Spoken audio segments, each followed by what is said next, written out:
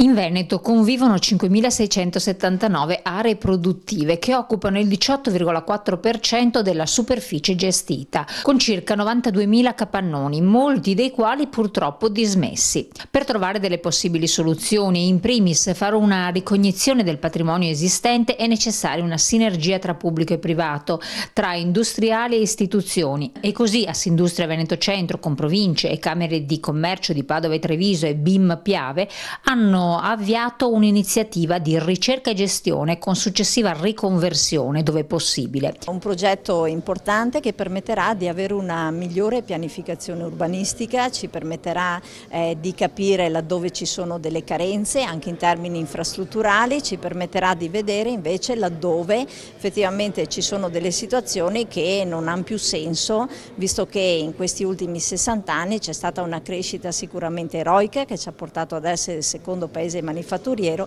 ma allo stesso tempo abbiamo anche lasciato sul territorio diverse cicatrici che noi pensiamo che vadano oggi risanate. Ci permette di fare una ricognizione puntuale di quella che è la situazione degli insediamenti produttivi. Ed è proprio questo progetto, chiamato Capannoni On Off, che è stato presentato venerdì 8 marzo a Palazzo Giacomelli a Treviso. La Camera di Commercio è espressione dell'economia, governata da imprenditori, e quindi ben venga un'iniziativa di questo tipo qui. Tant'è vero che l'ho proposto in un progetto Interreg come progetto pilota, e quindi ci sarà probabilmente anche un sostegno economico su questo progetto, che ha ovviamente dei costi. L'ho definito uno strumento che consentirà alle amministrazioni pubbliche, al mondo dell'impresa, al mondo camerale di sbagliare meno nella programmazione. Ci darà la possibilità di avere una visione a breve e lungo termine che consentirà di non ripetere gli errori del passato, dove oggi vediamo ancora avere delle aree industriali molto parcellizzate che non hanno più ragione di esistere, e che aiuta quelle imprese che in loco magari hanno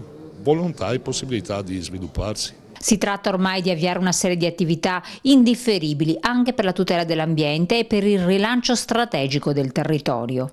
Quando questi dati cominceranno a essere disponibili, si comincerà a individuare quello che saranno gli utilizzi a livello di gestione del territorio, gestione economica, finanziaria, ma anche e soprattutto ambientale, territoriale vera e propria, la gente si renderà conto che è una grande opportunità. Per mantenerci competitivi in questo territorio che rappresenta il PIL forse a livello europeo tra i maggiori e i vertici, occorre far sistema. Dobbiamo pensare globalmente per agire localmente, partendo dalla riqualificazione, dal nuovo sistema di catalogazione di tutto il patrimonio edilizio rappresentato dai capannoni. Abbiamo per esempio ridotto il tempo medio per una conferenza dei servizi da 210 giorni a 75 giorni, 140 giorni risparmiati attraverso lo sportello informatico per le attività produttive, le attività commerciali, l'edilizia privata, la cartografia col sistema informativo territoriale. Sono più di 7.000 i funzionari che quotidianamente utilizzano questi strumenti in un dialogo tra pubblico e privato